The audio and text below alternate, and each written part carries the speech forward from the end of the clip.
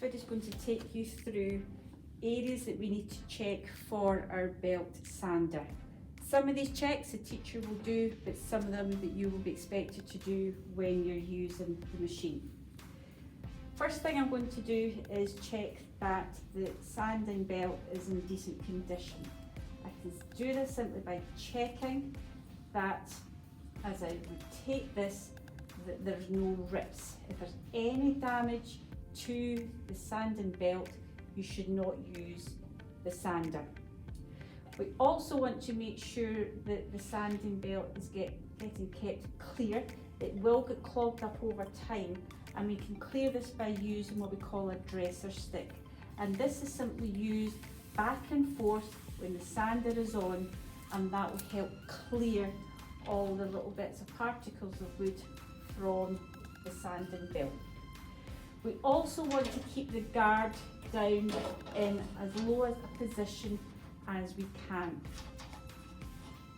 We want to protect our hands from any accidental damage, so if we keep this low down compared to the thickness of the material that we're working on, there'll be less chance for any accidents.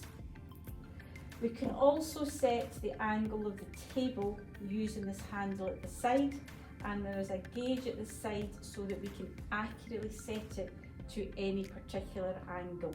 So this might be where we're doing maybe a miter joint where we want to get the angle set perfectly, so we can set it to anything up to 45 degrees.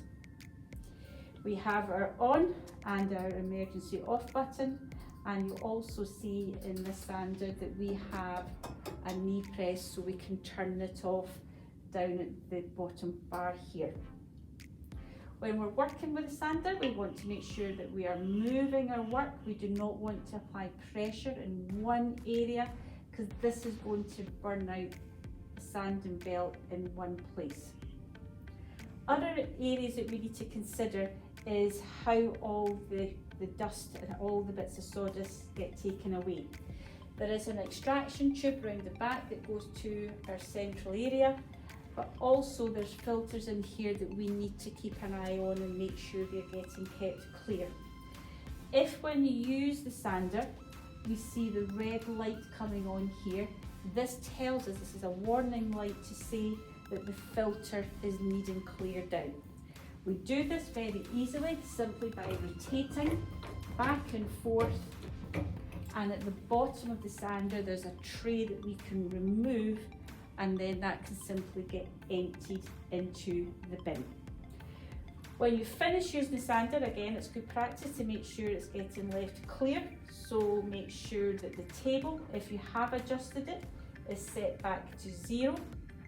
Keep the guard down. This can be easily adjusted for the next person who's going to use this, so that's absolutely fine. And again, make sure that you've switched your work off, and if needs be at the end of the day, make sure it's been switched off at the power supply at the wall. Okay, thank you.